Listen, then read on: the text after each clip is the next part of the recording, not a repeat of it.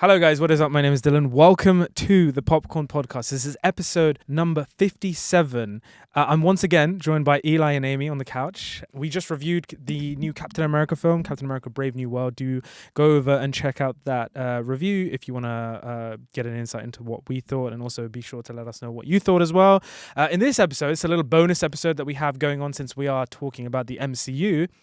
We thought it'd be a fun idea to go through some MCU Hot Takes, some of the biggest and baddest on the internet out there, and potentially a hot take or two from some of you guys on the couch. And Amy's got some.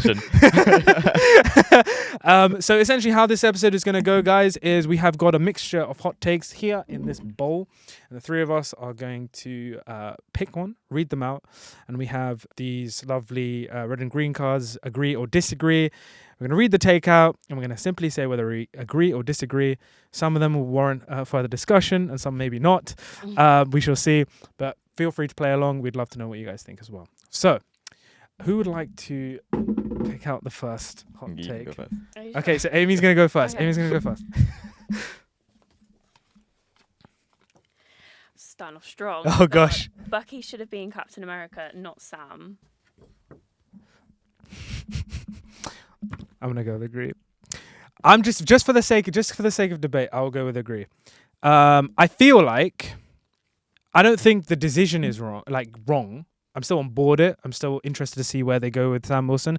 But like I kind of hinted in the previous episode, I'm yet to still fully be sort of sold on Anthony Mackie really driving a film for me.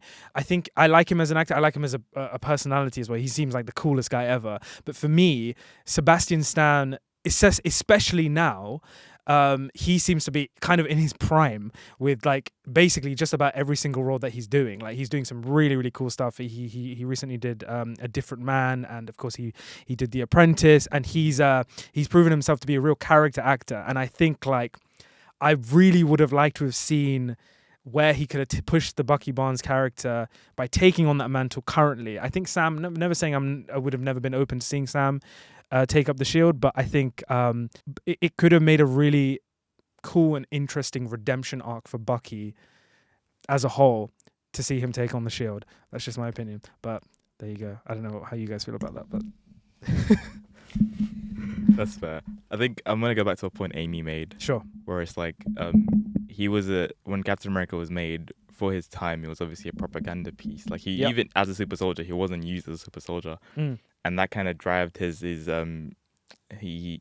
Steve wanted to be a man that incited change. He wanted to be a part of that change.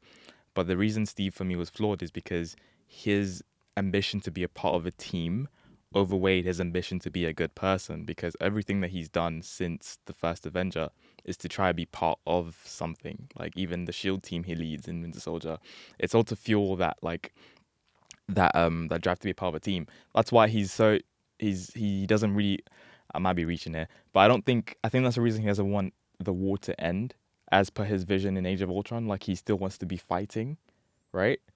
And I feel like Bucky would have a similar kind of ethos where like his one isn't necessarily to be a part of something, but it's about redeeming the wrong he's done. So his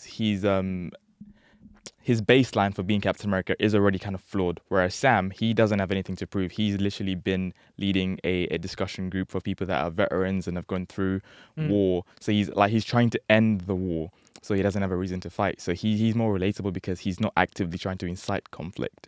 From my interesting, my humble opinion, but yeah, it's interesting you say that. For me, I always think like the thing about the Captain America mantle is actually, I don't think it is as easy as saying someone wants to end the war or whatnot. I think like the person with the shield always knows that there's always gonna be something to fight for, and whatever that is, it's like I don't know if I agree with the whole like the Steve wants to be a part of the team and like he'll do that above, because like Civil War, for example, the whole reason they had that dispute was because he actually decided, no, this is wrong, and I'm actually gonna.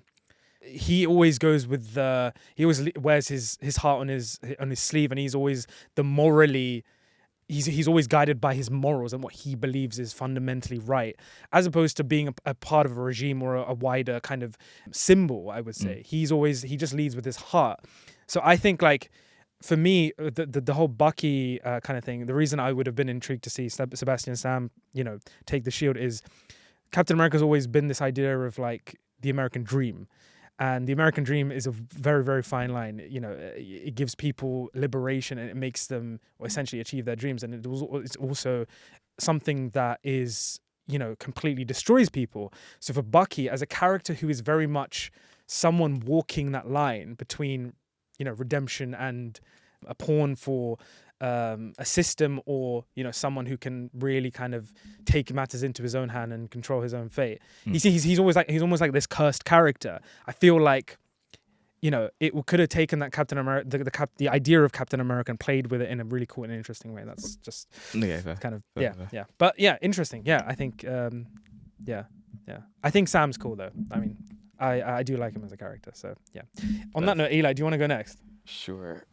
This is the first take. We've always spent 7 minutes. We've got like 20 to get through. Oh, this is not that divisive. Oh. Endgame is not a top 5 MCU film. Endgame is not a top 5. Yeah.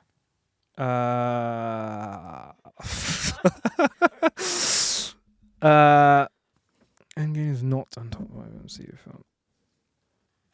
I think I disagree. Sorry, guys. Again, I think it is. I don't know. It's an experience, not as a film though. Like it's a top 5 and go into the theater as an MCU fan experience. Right. But as a film, like, there's so many elements of it that no for me. Such as? I really don't like how Steve went back to Peggy. Okay. Full stop. I think it ruins Agent Carter, and they had to go and fix all that with the last season of Agents of S.H.I.E.L.D. To be fair, I haven't seen either, so maybe. And I think Steve's character is like this. There's no consistency, I don't think, to Steve's character development across his films. I think they really vary, and I think in Endgame it's just I don't think that the Steve that I liked would have gone back. Okay. In time. Interesting. But like as an overall. Oh. So okay, I enjoy Endgame. It's not bad. It's just not top 5 for me. Okay, so what are some of the other MCU films, just out of interest, that you would? Infinity War is so much better than it. I loved Infinity War. Okay. Winter Soldier, Black Panther, Thor Ragnarok. Yeah. And what's my 5th one?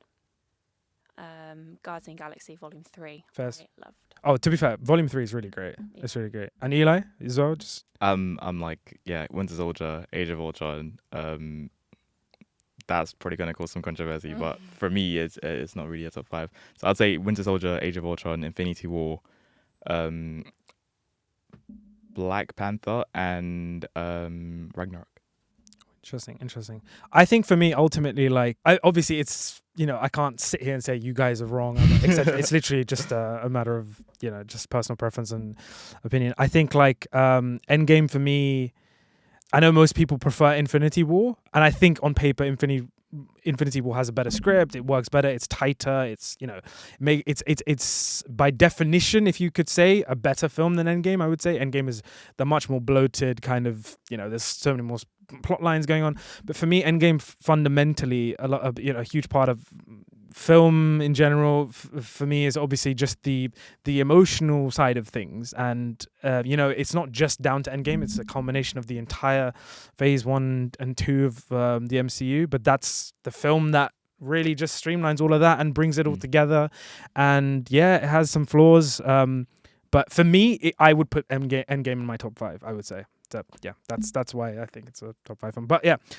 I think for me, it's a valid honorable mention. Only because there's so much, like you said, there's so many scenes that kind of tie together the first phase and second phase. Yeah. And it works so well. But I think some things are very convenient, like the Ant-Man thing, and But that doesn't mean it's a bad movie. No, of course. Yeah. No, definitely. I promise I'm not just saying this to be extra, guys. I'm sure we will have an agreement at some point soon. Hopefully, let's see. Hopefully. We'll see. Okay. Wanda's powers should have come from the Reality Stone. I think I agree with that. Yeah. Oh, okay. Take it away. I like the fact that she is a witch, and I think it just makes more sense than having her powers come from like her powers of. Or would you? I don't know what like is this. But it didn't her powers come from the Mind Stone? Yeah. Well, they got amplified by the Mind Stone, but Right. she was already a witch. And I Yeah. feel like to me that makes more sense than her powers coming from the Reality Stone. See, do you actually want I just Lead thought on to that something. I think maybe WandaVision solidified it more. Like she can warp to reality. warp reality? Right? Yeah. Which is, but I don't think we've seen much of the Reality Stone Yes. in it. So Sorry, I go also for it, feel go like for it. the Reality Stone was made the Reality Stone just to make Infinity War make sense, but it wasn't necessarily going to be that. I don't think the ether, even in Endgame, they kind of make a joke about it, but I don't think the ether was always going to be the Reality Stone. And sure, if like the actual Reality Stone was Yep. in the MCU, I feel like maybe I'd be more inclined to agree. Yeah. But I just think the Mind Stone being the thing that activates her dormant witch abilities and yeah. actually brings that Yeah, out yeah. makes a bit more narrative Yeah. sense. And her like, I'm gonna say attraction to Vision. Sure. You know what I mean? I'm just Yeah. No, that's fair. That's fair. Like, completely valid. I think, like, just for me, I fundamentally don't actually care that much whether or not it comes from the Same. Mind Stone or the reality, and I don't think any of us really do. I think, for me, it's more of like a visual preference, just because Scarlet Witch is red, Scarlet, Reality Stone, red. Sure, she's able Yeah. to warp reality. Reality. There you go. And also, like, Vision is the Mind Stone. The fact that if Vision got his powers from the Mind Stone and Wanda got her powers from the Reality Stone, they almost like the two sides of, I don't know, the infinity. I don't know. I'm waffling here, but there you go. Yeah, like, I don't know. It's just a personal preference, but I don't think, fundamentally that it matters that much. But yeah, hey, there you go. Amy? We haven't agreed yet. Yeah, I know, right? Far From Home is better than Homecoming. Far From Home is better than Homecoming. No. Okay, well, there we Finally. go, guys. Let's go. Woo! I was scared that it was going to happen right at the end of the episode. But yeah. Come on, guys. Like, what are we doing? No. Who even said that? I don't know. Eli, you're up. Guardians of the Galaxy 2 is better than Guardians of the Galaxy 1. Nope. On Two a in roll. a row. Wow. Okay. Let's see. Ragnarok is a bit overrated despite it being one of my best cinema experiences. They're saying It's overrated. Yeah. Yeah. Oh. Good. Take it away.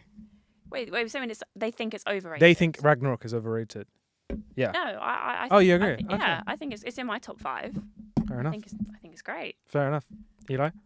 I think it's a good film, but like the love it gets, I think it's a bit much considering it is also riddled with a lot of mistakes and stuff like that. Like, I wouldn't.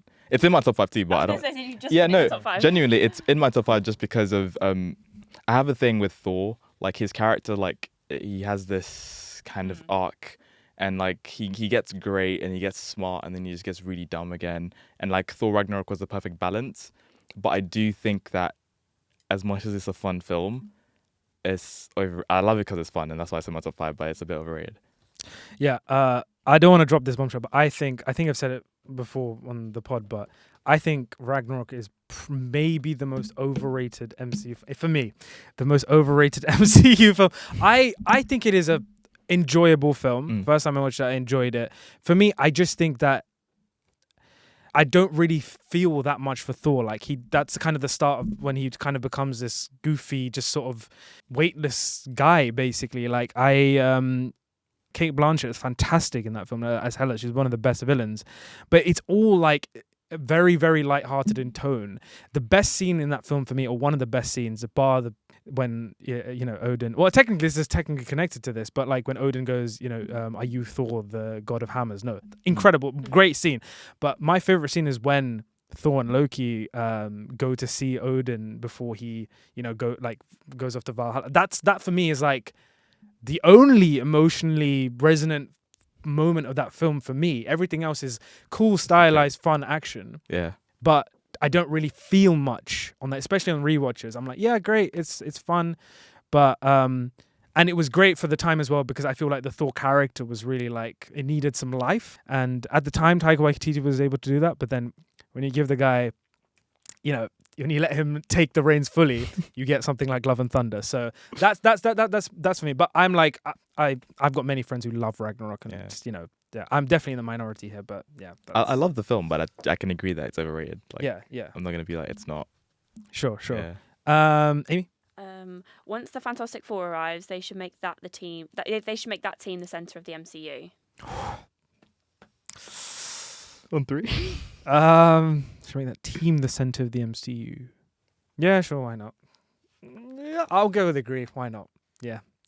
Oh. No. Do you want to take it? I wouldn't oppose it. Yeah. I just think they've done so much with all these new additions into the MCU recently. Like, for it to then not be them all teaming up being the centre, it would just feel like a bit of a waste of my time and some of the films that they've had. Yeah. Like, for them not all to team up and be the centre. Yeah. Yeah. But I'm really looking forward to Fantastic Four, and I'd happily have more Fantastic Four films. Eli, you want? I just think from like a power scaling perspective, there's a lot of super soldiers and humans in the team now, and I think a superpowered family like that.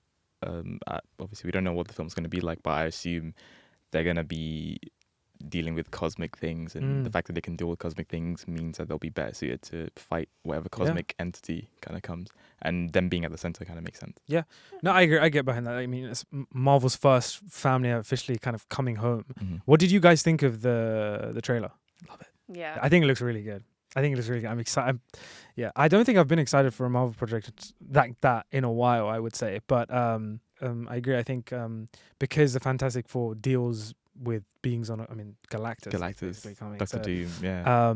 I think it also it would potentially give the MCU a sense of intimacy as well, because they are a family, and you know, no matter how big cosmically they get in terms of their conflicts, I think like the fact that they're a family really kind of grounds that entire kind of spectrum. So I'm excited and I'm interested to see. But yeah, definitely agree with you as well, Amy. I think why then, you know, have all these other characters if you're not planning on honing them all in, for sure.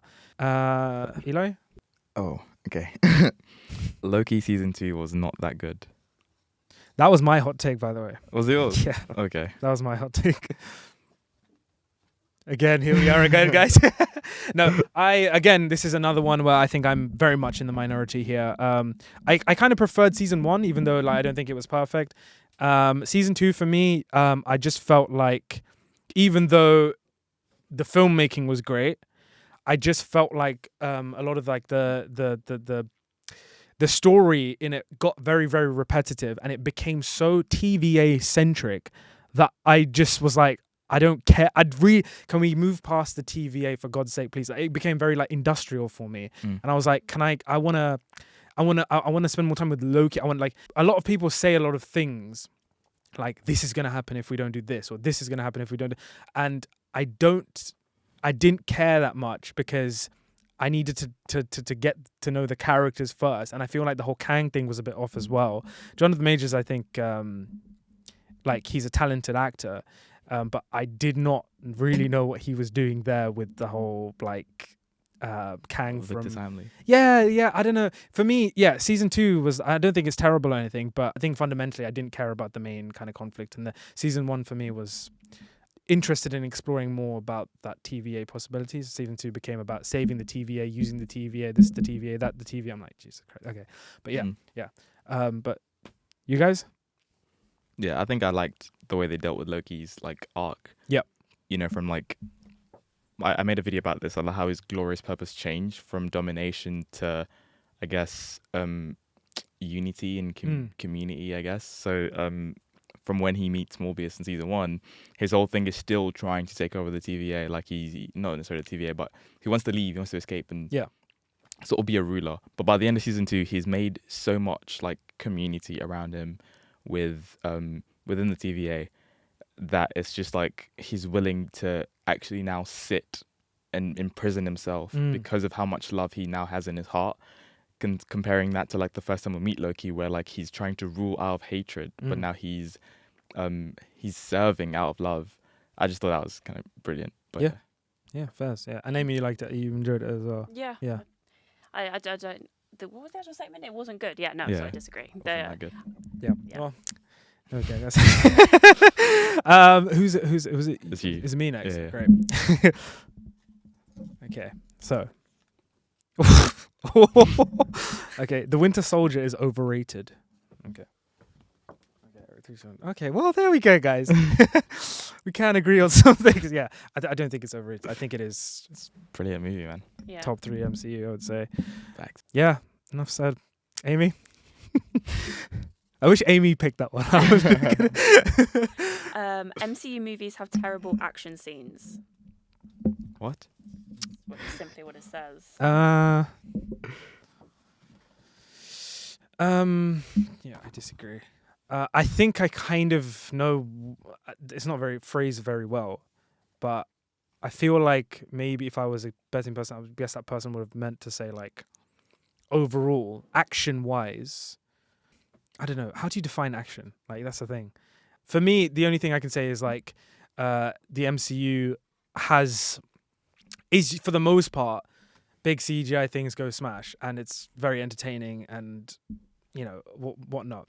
But it also does, and I wish we see more of this, because this is my favorite action. This is what I think action cinema technically is that more grounded kind of hand-to-hand, where you can feel the punches and kicks, and you can feel when characters get stabbed, like the highway fight in Winter Soldier, which I think is still the best fight in the MCU, in my opinion. Shang Chi as well has some of the great, like, they got real stuntmen and actors from Hong Kong like Michelle Yeoh and Tony Leung, and those guys do their own stunts, and you can genuinely feel it. All the martial arts in that film is, I think, brilliant. Yeah. So I would disagree in saying like the MCU doesn't have Yeah. good action cinema, but there you go. Yeah, that was wild. Uh-oh. Is this? This doesn't. It says The Flash has a top 3 rogues gallery. Oh, interesting. Okay, the Flash isn't in the MCU. I don't know if that's even in there. Didn't even know that's in- that must have been on a superhero Okay. hot takes thing. But since we're here, I haven't seen the film. what do you think? He has one that kind of makes it feel like he should be in this conversation as a top Top 3. 3? That's Eobard, but I feel like outside of Eobard, he doesn't really have that many No. notable villains that, No. Yeah, Let's be honest, he doesn't Yeah. touch Batman or Spiderman. yeah. Spiderman alone just clears. Superman as well. Yeah, Superman, Yeah. X-Men. X-Men. There we go. Yeah. Yeah, who wrote that? Do you want to do another one? I'll do in another that one. case? Sorry, I don't know why that was in there. Okay, this one says, Wanda, or Scarlet Witch, is the best female Avenger. Ooh. Need a second. Don't know. You know what? Just for argument's sake, again, I would just go agree. How do you categorize best? Who would you guys put above her? Actually, that's a better question. Natasha. Natasha. Black Widow, yeah. Black Widow. I wish she got the screen time that Yes, Wanda's getting yeah, now. Because Wanda's yeah, great now, yeah. but I feel like Natasha should have had that potential. Definitely agree. And yeah, the whole argument with Wanda's the strongest and stuff. I think her powers are insane, and Oh, yeah. she's so cool. Yeah. And emotionally, like Elizabeth Olsen does Oh yeah, amazing definitely. things with her, but it was best, right? Yeah. No, Mm. Natasha wrote If it was strongest, obviously. but- Yeah. Yeah. I think my favorite is Natasha. I think in general, overall, if I was to take the two characters and just like kind of look at them, and who I'm kind of more, I guess, interested in, or who I think has more potential, is probably Wanda, and that's maybe why I would say she's the best Avenger. But in terms of, I'll take that back. I'll disagree with that actually. Yeah, but yeah, they're very like neck and neck for me, I think. But yeah, good point. That's you, yeah. Cool. Oh, Okay. The Disney Plus shows should be binged and not watched week to week.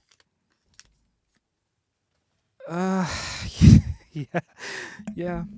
I'm Okay. only going to say disagree, because watching WandaVision through lockdown and each week theorizing on That was TikTok good. and the community of that Yeah. made it so fun. I feel like the earlier episodes of WandaVision, I feel like I'm just basing this on WandaVision, wouldn't have, people would have skipped past them. They're shorter, they're 20 minutes, they're not as emotional, so people would have skipped past them and not gone through the whole theorizing and having fun with it. So that it made WandaVision the weakliness of it. Definitely agree with you on that. I think like that generated a sense, especially during lockdown as well, generated a sense of community online for sure, 100%. Yeah, I think with the exception of WandaVision and The Falcon and the Winter Soldier, only because that one's quite long, I think the production has really declined in terms of the shows that, like, the thing I love about Spiderman, the new show now, is that they released 3 episodes.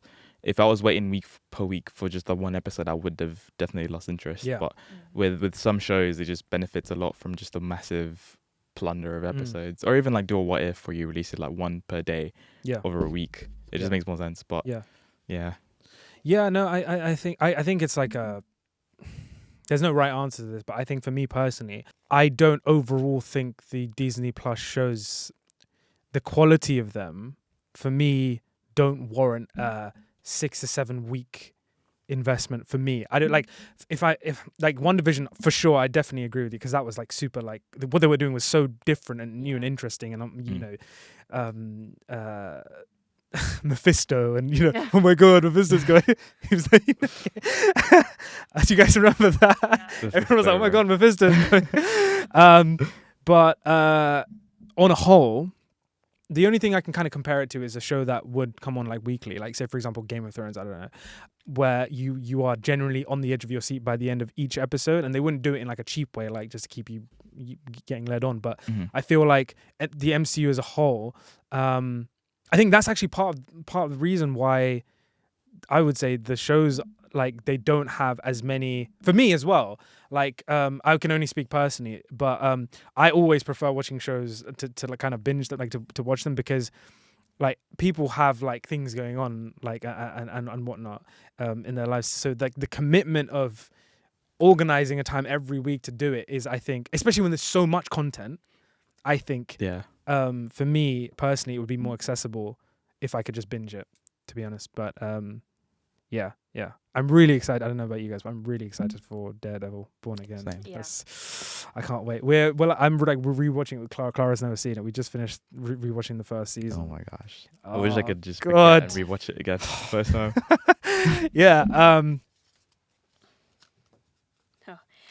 Age of Ultron is better than the Avengers.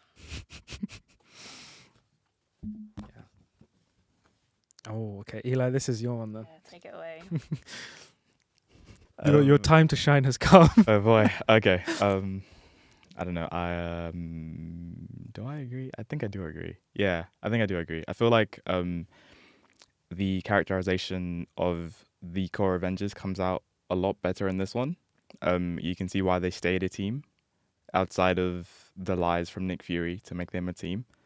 I feel like they're in more of their remit fighting actual people and robots than aliens. I think I'm able to actually not necessarily relate, but I can see this as a conflict that they can handle. Whereas with the Chitauri, they do make a joke out of it about like, you should just blown up the space thing and they would have been out. But with this, you can see the build up, the struggle with, we spent all this time tracking the scepter. If you're watching the show, they explain it a bit more. But they spent all that time tracking the scepter, and then for Iron Man to be reckless and just use it recklessly, and then Ultron takes it, and Thor getting upset, you can see why he doesn't just disavow the team and leave the team, because he's built so much rapport with them. Ultron as a villain, I think he's better than Loki from this film. Like the Loki in the first Avenger, I don't think is that well developed. But in this one, Ultron, you can see his motivations from the jump. He doesn't sway. He doesn't take any shortcuts. He's just like, means business. The extra cast, Wanda and Pietro, I think they're brilliant. What else? The Theta Protocol. I loved watching Agents of S.H.I.E.L.D. and the leading up to what the Theta Protocol was. And when I actually see it, I'm like, yes, this is cool. So I don't know. I feel like there's a lot more groundedness to it that makes me think it's a better film than the first Avenger. I mean, the first Avengers. Yeah. Yeah. And Amy, how do you feel about that? I have a love-hate relationship with Age of Ultron. I think there's the family side I like of the Avengers. I love like that scene when they're all in the tower and they're just having a drink and they're all trying to lift up Thor's hammer. Like I like that, and I do agree with especially with the addition of Wanda and Pietro. Like the scene where Wanda comes out and she chooses to be an Avenger is one of my probably top 5 moments in the MCU. It's amazing, but I don't like how Natasha was handled in that film, so I don't really like it. Fair enough. I think a lot of things in Age of Ultron is done better than in the first Avengers. For me, ultimately, why I think the first Avengers film works is better in my opinion is just because it is like the closest thing we have. I still think the closest thing we have like to like a classic Marvel Comics Avengers like kind of type thing. It was the first. I know this is external outside the film. It's the first time obviously we had this huge superhero team up, and it brought in all the origin stories of the characters and had them collide and then eventually unite. I think it obviously has laid the groundwork for the entire MCU landscape in general. I think for me, I have more fun with the first Avengers film. Like the huge third act is like just like seeing your like the team, the way they play off each other is so cool. Even though they don't have any comms in their ears, I think the humor kind of works better in the first Avengers film, and I think it works better in the first Avengers film compared to a lot of the other MCU films. I think Joss Whedon, like that was the peak of his career in my opinion. I get what you say about Age of Ultron, like how it like obviously introduces Pietro and Wanda. I would have really liked to have seen Pietro stick around for a bit longer for me as well. I get what you say about like the conflict feels much more because obviously they're fighting robots. The robots is a product of themselves, it's a product of Stark, his selfishness, arrogance, whatever you want to call it. And it also lays the groundwork for Civil War as well quite nicely, which I think is cool. I just think the first Avengers has a timeless quality to it that Age of Ultron Do you think? I think so, yeah. I think the first Avengers has a timeless quality to it that Age of Ultron for me doesn't quite have. I think Age of Ultron is taking shards of the first Avengers films and also laying the groundwork. It's a good film. I think it's one of the underrated films in the MCU for sure. But for me, I think as a separate film, I think the first one I prefer. But yeah. Fair. What about like the jokes? Or like Steve said a bad language word. That like it's just I don't know. I find it just cohesively. They just bounce off each other better in this one. Yeah, I mean, sure. Like, I think the dynamic is different in the second one. That's what I feel like. The first one, they're kind of like they're all like kids meeting for the first day at school. Like that's what it kind of feels like. That's the point, isn't it? Yeah. So like, I don't know. Yeah, they're both great films. I think. Yeah. But yeah, no. Fair. I think. Who's next? You? Yeah. Oh, The Marvels is actually a fun and enjoyable movie. Oh, okay. Interesting. That's for me. Okay, cool. It's a fun and enjoyable movie. I just have no desire to revisit it. I think it's got a good tone. I think, a lot of people are complaining about how bad The Marvels is. I just think it's for a different demographic. Ultimately, I think not to say you can't enjoy it as an adult, but I think it's obviously not quite as mature or as it's not dealing with themes that I am more interested in. I would say just as a consumer of film. I think. There you go. But you guys enjoy it. Though. I enjoy it. I'd watch it again. That's yeah. Cool. I guess it's me. That's you. Yeah, Steve and Natasha should have been a couple instead of Natasha and Bruce. I think I agree with that. Yeah. Eli, before Amy decapitates. Oh wait, it said instead of Natasha and Bruce. Yes. Oh yeah. I think they're more relatable, Natasha and Bruce, because they are both deemed monsters. They literally have that line in the film. They're both deemed monsters, and they both think they're unworthy of love. And it makes more sense for people like that to find a common ground and actually make something beautiful out of it. All right, well, Amy, I'm not gonna silence you anymore. Please take it away. I feel like there could have been potential, I guess, for Natasha Brewster. They done it right. I didn't like the conversation about her being a monster because they didn't show enough of the Red Room. The stuff they showed of her in the Red Room was her being sterilized, and that to me is the bigger takeaway from her Red Room flashback, because you kind of just see her doing ballet and then she shoots a gun and then she's going under her like initiation. So for that to be I just didn't really like the context of her being called a monster. I think if they focused more on her like being controlled to be an assassin and trained killer, it would have made more sense and been more impactful for that way. But so I don't really like that handling of Natasha in Age of Ultron for that reason. I think her and Steve are so compatible. I think her and him in the Winter Soldier were just. They would have made sense to me. And also obviously the fact that I haven't read the comics, I've touched on a few Black Widow comics, but she's meant to be around the same time as the Winter Soldier as well as Bucky, so right? I'm pretty sure. Depends on. Well, yeah, okay. Yeah. So she did. He's always the shared life experience, but I think she had that shared life experience. Even in MCU, Natasha, she has that shared life experience because of what she's gone through. And I think if Steve was to end up with anyone, it would have made sense to be Natasha. Like they sacrifice so many things for each other. They're always there for one another throughout all the films. Like even in Civil War, when she's originally on like Tony's side, and then eventually she still goes to Peggy's funeral despite the fact they're on other sides. And she's like, I just thought you would need a friend. Yep. Like they are there for one another. They're both alone. And then during the blip or the Endgame, he visits her. Like they're the only ones that stay physically together from what we see. I just think they're there for one another. Yeah, it's friends. Yeah. The great friends. Yeah.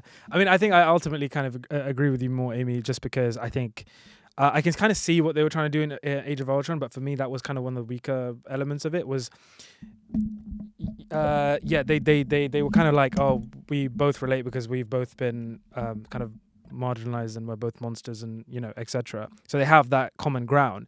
But like you said, Natasha, when was she? We don't get to experience her being a monster, which is another reason why they should have done a Black Widow origin film beforehand. Show us some of the atrocities that she's done over time, etc. Make us feel that kind of conflict a bit more. Maybe it would have worked better, but ultimately, I think I agree for kind of both reasons, etc. Another thing, I think also just Chris Evans and Scarlett Johansson have better chemistry together. I think sexual chemistry. I think Mark Ruffalo's great as well, but for me, their pairing just doesn't seem fully there. Yeah. Across the Spider-Verse is the greatest Spider-Man film ever. Across the Spider-Verse. Yes. Okay.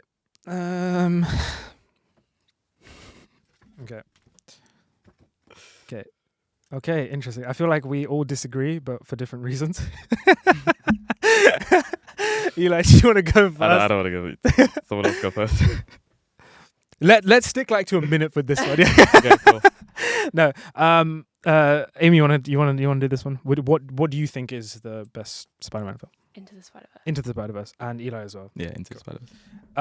I think if you were to say Into the Spider-Verse or Across the Spider-Verse, I wouldn't be mad. I think they're very valid arguments and very, very they're incredible Spider-Man films. For me, I just think, I've briefly spoken about this before, but for me, Spider-Man 2, Sam Raimi's Spider-Man 2 is, at least from a live action perspective in general, I obviously have much more of a personal connection to that film, but I think it handles the character and duality of Peter Parker the best that I've seen yet in a Spider-Man film. I think Across the Spider-Verse, has potential, but it is fundamentally an incomplete film because obviously it's, we're halfway through the lesson. We're not there yet.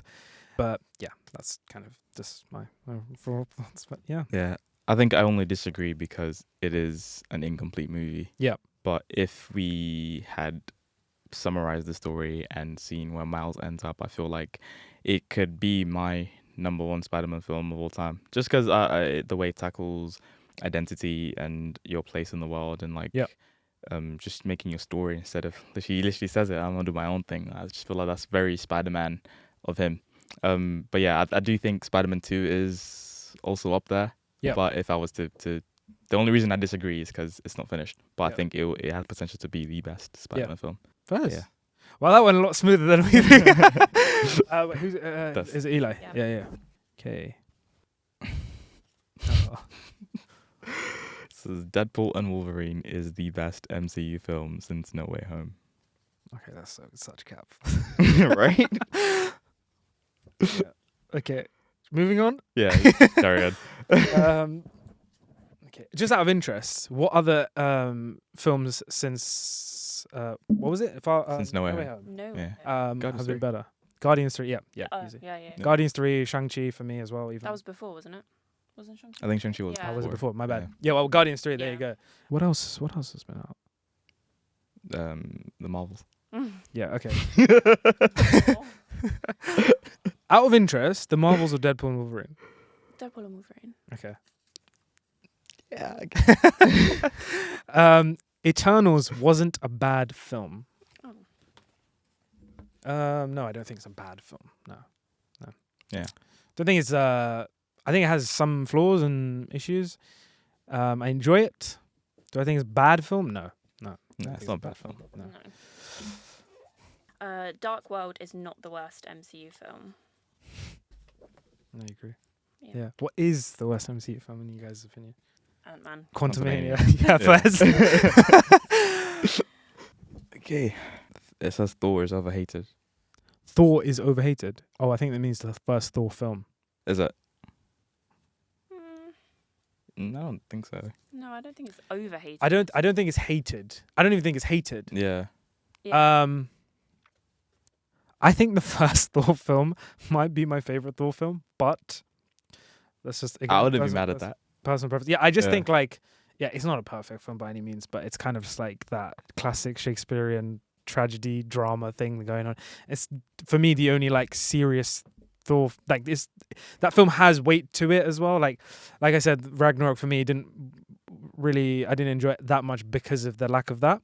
The first full Thor film, it's not it's a bit rough around the edges, but yeah, I enjoy it. I like it, and I don't think it's overhated. Sure, Yeah. hopefully not. No. And the character isn't hated, so I don't know what that one's. Yeah, That- yeah. Ooh, okay, it's the last take. The last take. Okay. Okay. Hawkeye is the best Disney Plus show. No, but No. it's top 3. I agree. I really liked Hawkeye. Yeah. Yeah. I didn't expect to like it as much. I really enjoyed it. No. Yeah, it's up Same. there, but it's not the best. Yeah. Which other Disney Plus shows do you think are better? WandaVision Falcon and Winter Soldier. and Falcon and Winter Soldier. I like Moon Knight as well. Wow. I really like Moon Knight. I know you don't, but Yeah. again, not a perfect series by any means, but didn't feel like the MCU, which I enjoyed up until the last episode. That was where for me it was like, oh gosh, please, why? But no, I really liked Oscar Isaac in that role, and I thought it explored a really cool new ancient side of the MCU that I didn't expect to see so soon. But yeah, there you go. But yeah, I think that is all the hot takes in the bowl. Mm-hmm. That was super fun. Personally speaking, I don't know if you guys had fun doing Yeah, that, but yeah, that was guys. That was our episode on MCU Hot Takes. Do let us know which of those you agree with and which of those you disagree with. And fundamentally, if you have any hot takes yourselves, we would love to know. Amy, did you say you had any hot takes? I could just bat them off. Okay, go on. Give us Yeah. a cheeky couple of hot Okay. takes. And me and Eli will tell Yeah, you whether or fine. not we agree Okay. or disagree. Okay. But we won't go into reasoning. We'll just say yes or no. No. Civil War is overrated. Captain Overrated. America Civil War, yeah, it's overrated. Yeah, I agree. Cool, thanks. A little bit. I think Yeah. it's a little bit overrated. Yeah.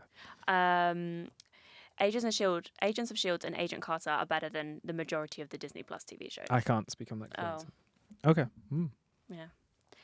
Killgrave is the scariest MCU villain. That's a great take. Yeah. Scariest MCU villain.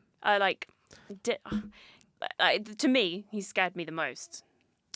Yeah. I can you know what? I can get behind that. Yeah. I think Wilson Fisk at times potentially, but no. Oh, now that you say that, actually. At times like Yeah. Yeah, we won't spoil it, don't worry. Yeah, but I do think Killgrave is scary. Yeah. Yeah. Oh, they're not very hot if you guys are just agreeing. Maybe I'm fine then. Oh. Black yeah. Widow's a great film. Great. A Yeah, great great film. film. Great film. Disagree, but Aw, Yeah, it's not great. yeah. it's great. It's good. It's not great. It's all right. It's all right. It's all right. Yeah.